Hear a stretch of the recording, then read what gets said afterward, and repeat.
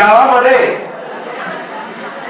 अतिशय सुंदर असं कार्यक्रमाचं नियोजन आज खरोखर या केळंबिका देवी देवस्थान कमिटी आणि समस्त ग्रामस्थ मंडळी मनसेगाव यांच्या वतीने अतिशय सुंदर असं कार्यक्रमाचं नियोजन आपण या ठिकाणी केलेलं आहे. खरोखरच या ठिकाणी मी माझ्या मंडळाच्या वतीने तुम्हाला सर्व तमाम या कार्यकर्त्यांना सर्व सन्माननीय पदाधिकाऱ्यांना माझ्या मंडळाच्या वतीने लाख लाख धन्यवाद देतो. खरोखरच आपण या ठिकाणी अतिशय सुंदर नियोजन केलेलं आहे कार्यक्रमाचं. या ठिकाणी पाहिल्यानंतर एखाद्या यात्रेचं स्वरूप या ठिकाणी आज झालेलं आहे आणि भव्य दिव्य कार्यक्रमाचं नियोजन आपण या ठिकाणी केलं. प्रथमच आम्ही केळंबिका देवीच्या चरणी तुम्हाला सर्वांना उदंड आयुष्य लाभो. तुमच्या मनातील इच्छा मनोकामना त्या माऊलीने पूर्ण करावी आणि भरभरावून प्रतिसाद तुम्हाला या मंडळाला त्या माऊलीने द्यावा आणि या रंगमंचावर याच्यापेक्षाही चांगल्या प्रकारचे कार्यक्रम वर्षानुवर्ष होत राहू दे अशी मी देवीच्या चरणी प्रार्थना आणि लाख लाख धन्यवाद तुम्हाला सर्वांना या ठिकाणी देतो. आणि भजनाची सुरुवात, कारण मंडळी हे सर्व करण्यामागे कसं आहे, भजन हे तुमच्यासाठी आहे, भगवंताचं नामस्मरण आणि तुमचं मनोरंजन असा दुहेरी संगम या ठिकाणी होणार आहे. मोठ्या संख्येने आपण या ठिकाणी उपस्थित राहिलात, मनापासून तुम्हाला धन्यवाद देतो. कारण आज हे जे कार्यक्रम या ठिकाणी नियोजन झालं त्याच्या मागे त्या माऊलीची शक्ती आहे. त्या माऊलीने आपल्या सर्वांना शक्ती ताकद दिलेली आहे, त्याच्यामुळे हे सर्व शक्य आहे. कारण भगवंताच्या इच्छेशिवाय झाडाचं पान आणू शकत नाही, परमेश्वराच्या इच्छेशिवाय माणसाचा श्वास आणू शकत नाही. कारण हे कलियुग आहे. या कलियुगामध्ये श्वास सुद्धा फुकट मिळत नाहीये. पहिला श्वास सोडल्याशिवाय दुसरा घेता येत नाहीये, असं हे कलियुग आहे. आणि या कलियुगामध्ये आपण भजनाचा कार्यक्रम ज्या मनसे गावाने या ठिकाणी ठेवलेला आहे त्याच्याबद्दल पुनश्च एकदा सर्वांना धन्यवाद देतो. तर गावाचा कार्यक्रम म्हटल्यानंतर तुम्ही एखादा भव्य दिव्य ऑर्केस्ट्रा या ठिकाणी किंवा कंपनीचं नाटक एखादं या ठिकाणी ठेवू शकला असता, पण तसं न करता या माऊली देवीच्या समोर नामस्मरण झालं पाहिजे हा तुमचा मनोभाव जो आहे त्याच्यासाठी मी पुनश्च एकदा माझ्या मंडळाच्या वतीने तुमचे आभार व्यक्त करतो.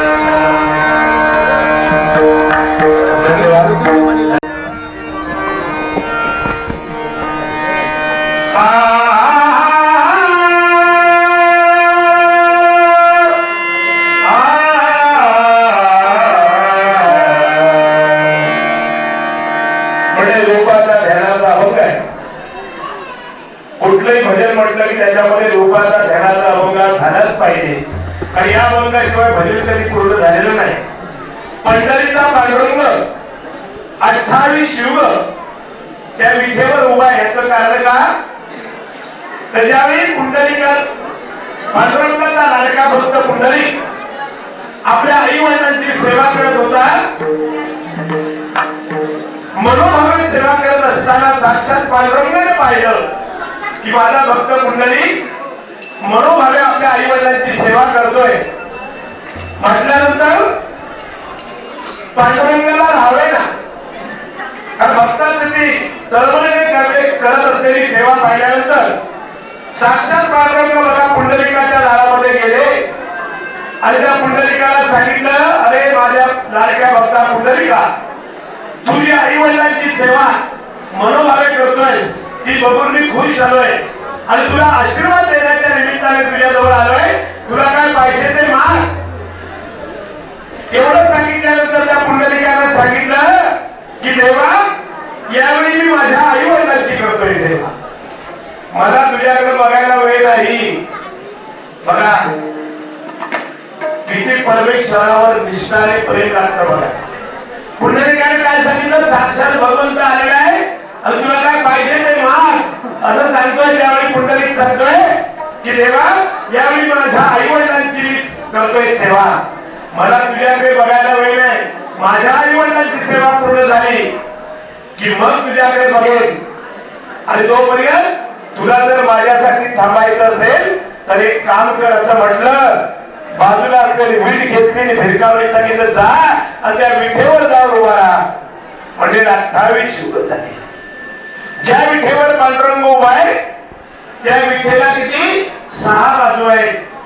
किती बाजू आहेत? 6 बाजू आहेत. 6 बाजू म्हणजे काय तर काम, क्रोध, मद, मत्सर, द्वेष आणि अहंकार सगळे पायाखाली पांडुरंगाने घेतले आणि त्या विठेवर असा कटेल हात घेऊन उभा आहे. किती वर्ष? 28 युग. त्याची कधी 30, 32, 34 झाली नाही. बरोबर. कारण का 28 युग का तर त्याच्या मागे पण शास्त्र आहे.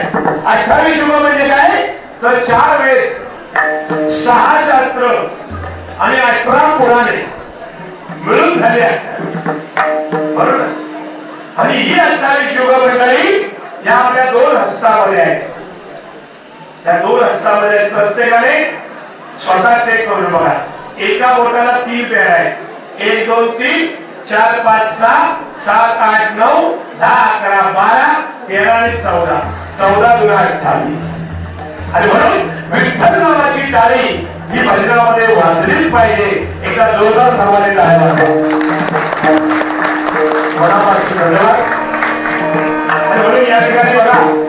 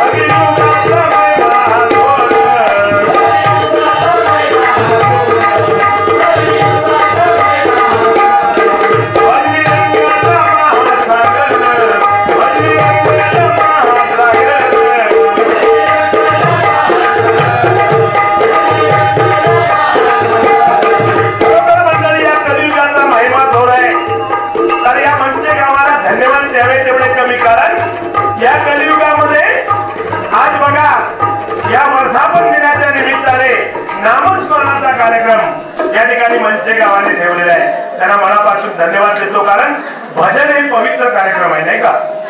भजन, भक्ती, प्रवचन आणि कीर्तन हे परमेश्वराच्या जवळ जाण्याचे उत्तम मार्ग आहे. भगवंताच्या जवळ जाण्याचा सुलभ मार्ग कोणता असेल तर हे नामस्मरण आहे. 3 अक्षरी आहे भजन.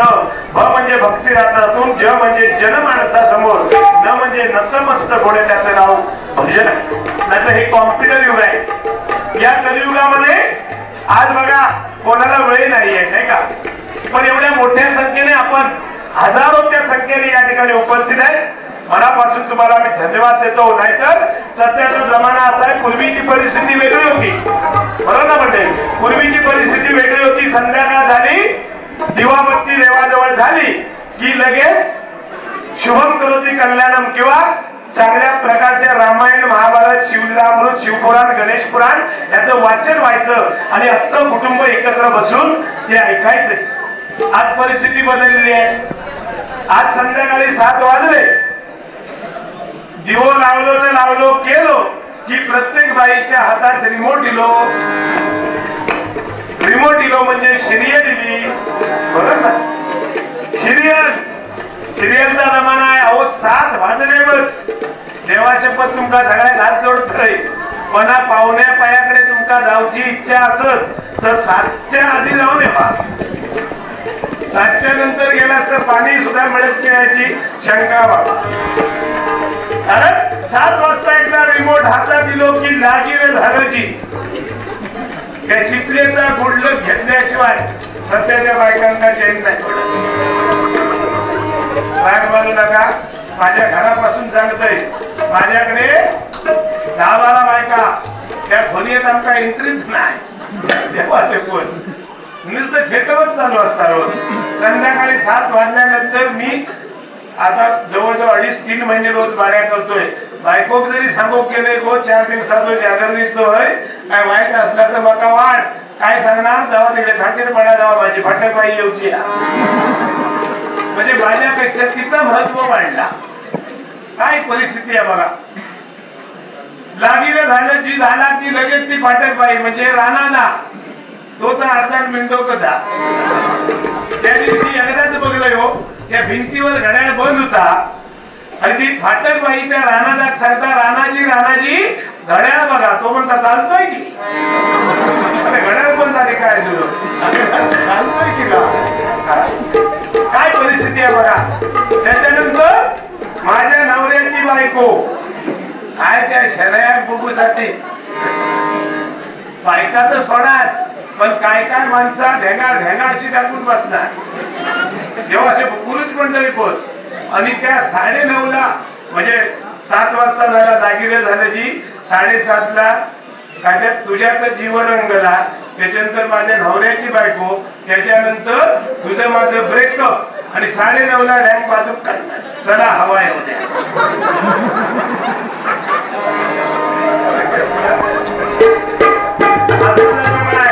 अशी परिस्थिती बदललेली आहे. माझं पावलं सुद्धा तुमका सांगतं ह्यो काय कमी नाही हा हरियाण बुवा. अहो त्या सिरियसली शरया हे सारखी नाही, नुसतं तुकड पाडतात. त्याच्या वेळेला लय आवडा माझ्या बुवा का पाहुणं माझं खातात हो, म्हणजे असा विषय नाही. मग तुमका खरा सांगतोय पाहुणं माझं कधी जर माझ्याकडे इलो रिकाम्या हाताने येणार नाही. अगदी नाही जमला तर 10-12 बिस्किटाचं पुढं तरी आणणार. आणि समजा आता म्हणजे माझी बायको म्हणजे त्यांची बहीणच ना. समजा चाय थोडी लेट झाली, काय काम करीत असली तर ह्यो काय करणार, की हळूच ढेंगात पुढं खोलणार आणि पाण्याचं हे असतं बघा केलो त्याच्यात बुडवलं की याच्यात खाणार. असं विचार आहे. अजून नाही बाजू लहानपणापासून विचार. आजचा विषय नाही तो. लहानपणी बुवा आमच्या शाळेत जायचे ना, शाळेत हरियाण बोलता सांगतोय लय हुशार जेव्हा शकू. एकदा इन्स्पेक्शन होता, साहेब लोक वर्गावर इले आणि गुरुजींका म्हणतात, गुरुजी तुमच्या वर्गात सगळ्यात हुशार कोण? धानवलीतल्या शाळेतलं सांगतंय. तुमच्या वर्गात सगळ्यात हुशार कोण म्हटल्यामुळे गुरुजींनी मम्याकडे हात केला. म्हणलो सगळ्यात हुशार म्हणालो होतो, बारीक सो दिसता पण लय हुशार.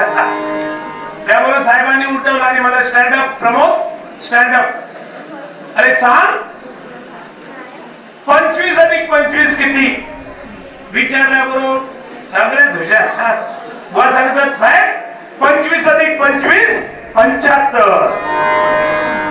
ऐकल्याबरोबर डोक्यात हात लावला साहेबांनी आणि मास्तरांकडे वळून बघलानी आणि बोल मास्तर काय तुमच्या वर्गात तुम्ही सगळ्यात हुशार म्हणालो या बम्याचं नाव सांगलास तर गुरुजी सांगतात आई शपथ म्हणालो देवा शपथ सगळ्यात हुशार म्हणालो पमवा. एका उठवला म्हणून 75 सांगला, दुसऱ्या कोणाक जरी उठवता 150च्या खाली कोण इलो करत लागते. म्हणजे गणितात जरा थोडस काय करता वाचत नाही सारखं करता. लक्षात दिला. एकदा बाई होते बाई वर्गावर आणि बाईने विचारला अरे प्रमोद 5 वजा 5 किती 5 वजा 5 किती बुवा दोनदा विचारला. अरे बाय अरे प्रमोद तुला विचारतोय 5 वजा 5 किती तरी बुवा ग. त्याबरोबर बाईंच्या लक्षात दिला प्रमोदच्या पटकन लक्षात येत नाही जराशी फोड करूया म्हणाली. फोड करूया म्हणून ठरवलं आणि बाई सांगतात अरे प्रमोद समज तुझ्याकडे 5 घावणे आहेत. बाई फोड करून सांगतात अरे प्रमोद समज तुझ्याकडे 5 घावणे आहेत आणि ते मी खाले तर काय राहिलं. प्रमोद हुशार ना सांगता बाईनू काय वाटत सांभाळा राहिला. म्हणजे किती हुशार विचार करा तुम्ही.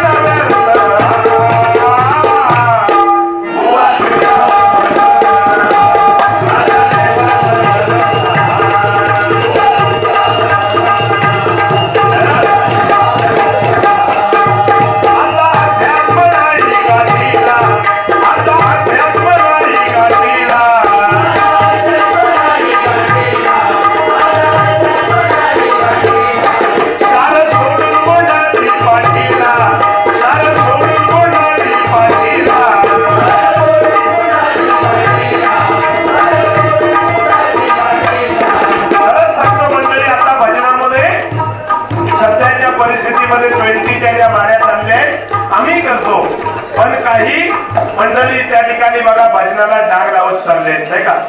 भजनाचं पावित्र्य संपवत चालले. अगदी रसातळाचे जोक घाणेरडेपणा एकमेकाच्या बायका भजनामध्ये आणणं अशा प्रकारची काही भजनं आपण व्हॉट्सअपवरती बघतोय. अशा प्रकारचं भजन होता कामा नये. मनोरंजन पाहिजे. मजा नसेल तर मंडळी थांबणार नाही याचा विश्वास आहे मला. निव्वळ भजन करत राहिलो आम्ही जय जय राम कृष्ण हरी जय जय राम कृष्ण हरी तर तुम्ही म्हणणार अरे तुझ्या भजनापेक्षा झोप बरी. बरोबर की नाही. म्हणून मनोरंजन हे 100% पाहिजे पण आध्यात्मिकाची जोड असणं गरजेचं आहे. कारण या कलियुगामध्ये मंडळी आज भजनी बोल म्हणून आमची नेमणूक भगवंताने केलेली आहे. परमेश्वराचा आम्ही ऋणी आहोत. आमच्या पूर्वजांची आई वडिलांची पुण्याई आहे आणि म्हणून ही सन्मानाची खुर्ची या ठिकाणी आम्हाला मिळाली. माझ्यापेक्षा ज्येष्ठ श्रेष्ठ सगळे जमिनीवर माझ्या माता भगिनी जमिनीवर बसले आहेत म्हणून आम्ही मोठे नाही हो. खरंच सांगतो. कारण तराजू ज्यावेळी हातामध्ये उचलतो त्यावेळी जड पाडलं असतं ते नेहमी खाली असतं आणि हलकं असतं ते वरती. तुमच्यापेक्षा आम्ही 100% हलके आहोत. आमच्यापेक्षा सर्वश्रेष्ठ मायबाप आहे. तर नवविधा भक्तीमध्ये श्रवण करणे ही भक्ती पवित्र आहे मोलाची आहे आणि ते काम तुम्ही करता. मनापासून तुम्हाला मी धन्यवाद देतो. कारण या कलियुगामध्ये मंडळी प्रामाणिकपणे सांगतो की या कलियुगामध्ये मोर नाचताना रडतोय आणि हौस मरताना गातोय. काय कलियुग आहे बघा. मोर नाचताना रडतोय हौस मरताना गातोय. जिवंत माणूस पाण्यामध्ये बुडतोय आणि मेलेला माणूस पाण्यावर तरंगतोय. असं हे कलियुग आहे. आणि म्हणून या कलियुगामध्ये नामस्मरण श्रेष्ठ आहे. या खुर्चीवर बसून समाजाला काहीतरी देणं लागतोय आपण. बरोबर ना. समाजाला चांगलं देण्याचं काम भजनी बुवांनी केलं पाहिजे. मी असेल नाही तर अन्य कोणी असू दे. समाजाला चांगल्या दिशेला नेण्याचं काम भजनी बुवांनी करायचं आहे. कारण मंडळी या स्थानाला महत्व आहे. ज्या खुर्चीवर आम्ही बसलो या स्थानाला महत्व आहे, कारण रस्त्याने चाललो एखादा साप जर आडवा आला तर त्याला आपण दांड्याने मारतोय, पण तो साप जर शंकराच्या पिंडीवर दिसला तर त्याला आपण वाकून नमस्कार करतोय. कारण का तर त्या स्थानाला महत्व आहे. बरोबर ना? एखादा सुंदर निथळ असा रस्ता आहे आणि त्याच्यावर एखादा खड्डा दिसला तर आपण लगेच म्हणतो काय खड्डा आहे, पण तोच खड्डा एखाद्या सुंदर मुलीच्या गालावर दिसला लगेच म्हणतो काय खळी आहे. बरोबर ना? जागा बदलली त्याचं महत्व बदललं. बरोबर, जागा बदलली त्याचं महत्व बदललं. एक एक स्त्री बघा पायामध्ये 1000-1200 1500ची चप्पल पायामध्ये घालते आणि आटण्याची टिकली कपाळाच्या मध्यभागी लावते. बरोबर ना? पण त्या स्थानाला महत्व आहे, त्या स्थानाला महत्व आहे. 50 पैशाची असली तरी पण माझी हात जोडून विनंती आहे, विशेषतः माझ्या तरुण मैत्रिणींना सगळ्यांना हात जोडून विनंती करतोय की टिकली तरी किमान लावा.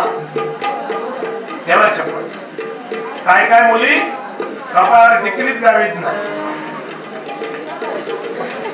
देवा शपथ, काय काय तरी टिकलीच लावीत नाही. एकदा अशी जीन्सवर पोरगी एक होती, ती का बाहेर जाताना तिची आई सांगता, अगं बाळ बाहेर चालले जरा टिकली लाव टिकली लाव. ती सांगता इश्श, मम्मी काय जीन्सवर टिकली लावायची असते. मम्मी म्हणता अगो पोरात शिरा पडत वाटणार, जीन्सवर नाही लावू सांगत आहे, कपाळावर लावू. जमाना बदलली, परिस्थिती बदलली, देवा शपथ फॅशन बदलल्या, कपडे बदलले, पण निदान एवढे कपडे चांगले वापरा की मुळात आधी तिथभर इंचभर कमीच घालणार आणि मग वर हातबीत काहीतरी सारखं नाही आणि मग सारखा ओढीत आपणच बसणार पाहिजे. अरे पण मुळातच घालणार आपल्या गावात एवढा, मग ओढीत बसायचा कशा? बरं की नाही? अरे मुळात घालताना आपल्या गावात एवढा घाला, जरा वर हात कधी सारखं नाही की पाठला वाढलाय, आपण ओढून ओढून पण काम करतात होत्या. बरं त्या गावामध्ये मुलींचा झाला, पोरगे काय कमी होत हो, 28ची कंबर आणि 30ची पॅन्ट घालणार. किती? 30ची. देवा शपथ, आणि जेव काय वाढू खाली वाकत सारखो हा. सत्यनारायणच्या भुजासमोरच बसवत नको आणि पाठी आपला नंबर असलो, देवा शपथ सांगतो तो बाहेर खय टाकायचो. ही परिस्थिती आता कोणी वाईट वाटून घेऊ नको, पण खरा त्या सांगतोय अहो 1200 नी 1500ची पॅन्ट घेणार, पण 2-4 ठिकाणी फाटलेली असणार. काय परिस्थिती आहे? म्हणजे सोन्यासारखे 1500 देणार आणि पॅन्ट 4 ठिकाणी फाटले. फॅशन नाही, फॅशन ठीक आहे, जरूर करा. केसाची फॅशन काय हो परिस्थिती आहे? 2 बाजून असा चांगल्याने मारत, 2 बाजू फळकाट मारला आणि मध्ये असली आरू काढला. अरे काय खरंच म्हणजे सगळं काय घ्या तुम्ही, काय चालला फॅशन करा, विषय तो नाही. आमचाही काळ गेलेला आहे, बरोबर ना? बरोबर आम्ही मजा केली, सगळं केलं, पण एका मर्यादा हवी हो. किती काय करायचं त्याला मर्यादा नको. देवा शपथ सांगताय म्हणून आज अध्यात्म याची जोड भजनामध्ये असणं काळाची गरज आहे. आणि म्हणून सांगतोय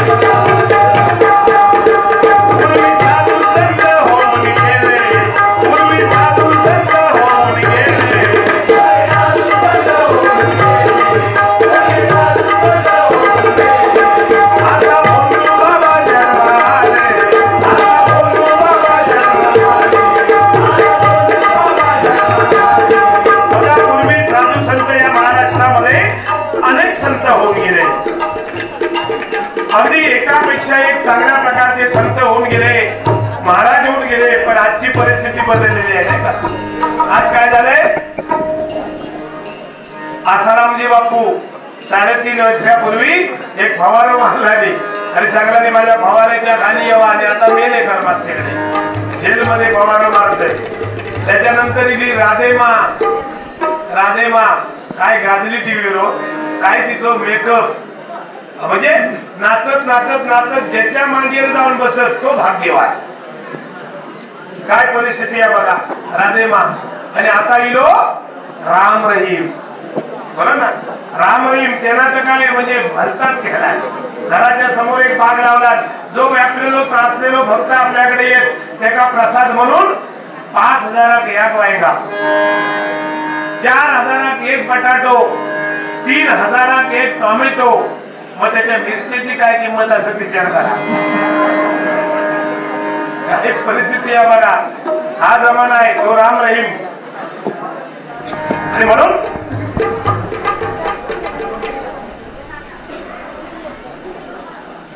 ओके तर या ठिकाणी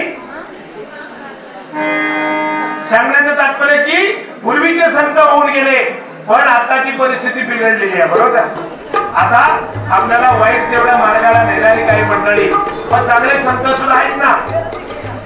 साधू संतांच्या आज या समर्थांच्या बैठकी आहेत बघा, अतिशय चांगलं प्रबोधन. सद्गुरू वामनराव पै, धन निरंकारजी, बरोबर ना, चांगलं काम करतायत समाजामध्ये. पण असं कोणतरी गालबोट लावतो आणि त्याच्यामुळे आपलं नाव खराब होत आहे. आणि म्हणून सांगतोय पूर्वी साधू संत होऊन गेले,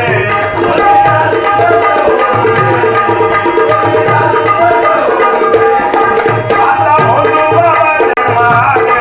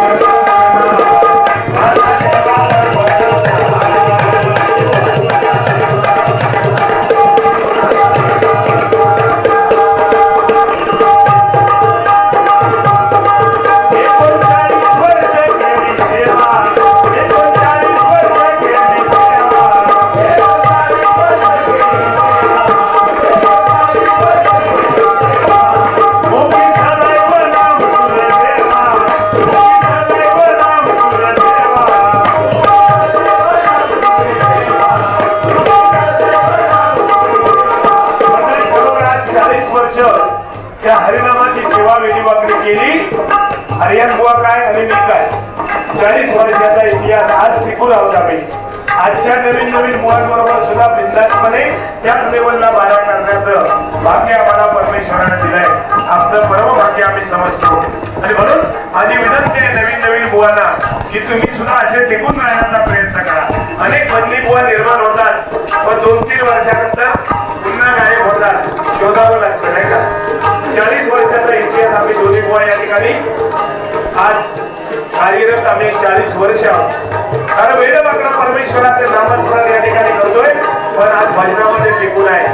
हे श्रेय सगळं माझ्या जनता जनार्दनाला जाते. तर तुम्ही आमची वावा करता, या हरिनामानिमित्त तुम्ही प्रोत्साहन देता म्हणून आमची किंमत आहे नाही का. या ठिकाणी सन्माननीय वैशाली विनायक लाड यांच्याकडून या ठिकाणी 100 रुपयाचा पारितोषिक आहे. मंडळाच्या वतीने मनपूर्वक स्वीकारतो. धन्यवाद. मंडळी फक्त एवढी गोष्टी लक्षात घ्या. भजनातलं आता फक्त शेवटला तुम्हाला एक गोष्ट सांगणार आणि गजराचा शेवट करणार आहे. तुम्ही 3 गोष्टी भजनातल्या जाता जाता घेऊन जा माझ्याकडून. एक गोष्ट म्हणजे प्रत्येक माणसाने आई वडिलांची मनापासून सेवा केली पाहिजे. प्रत्येक गोष्ट म्हणजे काय, मनापासून आई वडिलांची सेवा केली पाहिजे. बरोबर ना. काय सगळे लक्षात घ्या. कारण आई वडिलांसारखं पवित्र दैवत या कलियुगामध्ये दुसरं नाहीये. बरोबर ना. तर मातृदेव भव पितृदेव भव. आई अक्षरात दोन आहेत पण त्याचा अर्थ अतिशय चांगला आहे. आई आ म्हणजे आत्मा आणि ई म्हणजे ईश्वर. जन्म देते ती माता आणि ज्याच्यामध्ये अस्त होतो ती माती. एका वेदांतीचा फरक आहे पण माता आणि माती याच्या मधलं खरं जीवन आहे. ते कसं जगायचं ज्याला समजलं तो माणूस. आणि म्हणून आईच्या दुधाची सर जगात कोणत्याही पदार्थाला नाही. तर जगी माऊली सारखे कोण आहे जिचे जन्मांतरीचे ऋण आहे. जगी माऊली सारखे कोण आहे जिचे जन्मांतरीचे ऋण आहे. असे ऋण हे ज्यास व्याज नाही. असे ऋण हे ज्यास व्याज नाही. तिच्यासारखे कौतुके बोल नाही. तिचे नाव जगात आहे. तिचे नाव जगात आहे. खरंच सांगतो मंडळी काय छोट्या छोट्या संकटाला आई असते आणि मोठ्या संकटाला तो बापच असतो. बरोबर ना. ज्यावेळी रस्त्याने जातो त्यावेळी हेच लागली तर लगेच आपण म्हणतो आई ग. आणि भरला हायवे लाईनला ट्रक नकाराला तर बाप रे. म्हणजे छोट्या संकटाला आई आणि मोठ्या संकटाला तो बापच असतो. तर सांगायला तात्पर्य मंडळी काय की आई वडिलांची सेवा मनापासून करा. खरंच सांगतो जीवनात पुण्य मिळवायचं असेल तर जिवंतपणे आई वडिलांच्या मुखामध्ये काहीतरी घाला. मेल्यानंतर गावात जेवण मुळीच घालू नको. तेव्हा शेवट आहे. कारण 5 भाज्या केल्या तर 4 भाज्या चांगल्या झालेल्या कोण सांगणार नाही. ज्याच्यात मीठ कमी आहे त्याची गावभर चर्चा. हा समाज आहे आणि म्हणून जिवंतपणे आई वडिलांच्या डोळ्यामध्ये अश्रू यायला देऊ नका. कारण एक दुसरी गोष्ट कुलदेवतेचं पूजन मनापासून करा. नाही काय काय मंडळी काय करतात मुंबईला राहणारी असते गावी येतात छोटस घर बांधतात कुलदेवतेचं पूजन करतात 4-8 दिवस राहतात आणि टाळा लावून मुंबईला राहतात. मुंबईत गेले की पुढच्या मे महिन्यात परत येतात. लक्षात घ्या. आणि त्याच्यामध्ये काय करतात मग बायको मुलांना घेऊन तीर्थयात्रा करणार. काशी बनारसी गाणगापूर तुळजापूर पंढरपूर. आणि जेव्हा टाळा उघडणार तेव्हा यांचं पूर्वज ठेवलेलं कोण येत असणार तर उंदीर काय करतात तो नारळ जखमीत मोर येत नाही. हे तीर्थयात्रा करतात आणि यांचं पूर्वज मोर येतात म्हणून बरोबर का. आणि म्हणून प्रत्येकाने लक्षात ठेवा की किमान महिन्या 2 महिन्याने तरी एकदा त्या कुलदेवतेवर येऊन पाणी घाला. ग्रामदेवतेला एखादा नारळ कधीतरी मनात आलं तर ठेवा. तुम्हाला सांगतो 1 वर्ष मी सांगतो म्हणून एक प्रचिती घेऊन बघा. 1 वर्ष तुम्ही सांगतो हे करा. आई वडिलांची सेवा करा कुलदेवतेचं पूजन करा आणि ग्रामदेवतेला मनापासून स्मरा. तुमच्या जीवनामध्ये फरक नाही पडला परत भजनात तरी सांगणार नाही. आत्मविश्वासाने सांगतो. दुसरी गोष्ट मंडळी गाववाल्या मुलाला कोण मुलगी देत नाही. बरोबर ना. आज शोकांतिका आहे मंडळी. शोकांतिका अनेक चांगली चांगली मुलं ग्रॅज्युएशन झालेले 12वी झालेले ज्यांच्या 500 700 800 1000 कलम आहेत 4-4 गाड्या दारात पण एका पोरगी कोण देत नाही का. तर जो म्हणताना का मुंबई वालो होय जो म्हणताना का मुंबई वालो. अहो आमचे लोक लय हुशार. काय लोकांनी आमच्याकडे तर सांगते तुमचा काय मला माहित नाही. आमच्याकडे आता झिलाचा लग्न करूचा ठरला की 2-4 महिने त्याला मुंबईत पाठवलं. 2-4 महिने मुंबईत पाठवणार. 1-1.5 महिने मुंबईत जाऊन झालो की बापाशी निघालो पोरगी भाऊ. एखाद्या अगदी चांगल्या मेन नाक्यावर बसणार आणि पाणी पिण्यात नाही विचारणार पाहुण्यानो एखादी मुलगी आहे काय. मग ते मुलगो काय करतात तर मुलगो मुंबई का ड्रेस मध्ये कामा का 22,000 पगार काय परमनंट जॉब एवढा सगळा ऐकल्यामुळे पोरी वाजव असताना तो हळूहळू येऊन कडे बसला. हे पाहुण्याच्या चाय दे रे मग चाय पिलो की विचारता मग परत जरा फोन लावा येता काय बघा. मग ह्यो खिशातला फोन काढणार म्हातारो आणि फोन लावणार. हे बाळा अरे मंच्या दिलं होतं एक पोरगी बघलं तुका वेळा काय रे यो. तो तिकडनं सांगता बाबांनो आता म्हटलं तरी लाजच्या गाडीत बसतोय माका मच्छर खाला ना इकडे. आता तो फोनवर सांगता पण बापूस लगेच फोन कट करता आणि सांगता मला नंतर बोलतोय आणि फोन कट करता. सांगता आणि पाहुण्याक सांगता नाही बाबा त्याका प्रेसला जबरदस्त काम आहे लोक त्याला 15 दिवस सुट्टीत मिळणार नाही पाहुणे म्हणतात 15 नाही 20 दिवसाने येऊ दे त्याला बोलवा आणि मुंबई खाना आणि मग अशा प्रकारची लग्न होतात आणि ही सगळी लग्न मे एंडिंगला होतं तुम्हाला मे एंडिंगला एकदा लग्न झालं की तुमका माहिती आहे पाऊस पडलो की आपण परत 15-20 दिवसांची तिला बोलवता बाबू उकळी येतच ना रे हे वाटत बघित असता उकळ घालायची उकळ घालून येता 8-10 दिवस राहता परत संशय येता रे म्हणून जाता 4 महिन्याभरात बापूस परत फोन करा करता आणि म्हणता अरे बाळू चिकली येतच ना रे जो चिकली येता तो गणपती लिपवत आणि मग गणपती नंतर येतात तो रिटायर होता हे काय होतंय की आपण गाववाल्याला मुलगी देत नाही माझा म्हणणं मुलगी एक मुलीच देऊ नको तर जो चांगल्या कर्तृत्ववान आहे त्याला मुलगी द्यायला प्रॉब्लेम काय बरोबर ना अडचण काय ती सांगा ना मुंबईपेक्षा सुख समाधान इथे मिळतंय पाहिजे तशी हवा आहे पाहिजे तसं घर आहे बरोबर ना ह्या सगळ्या गोष्टी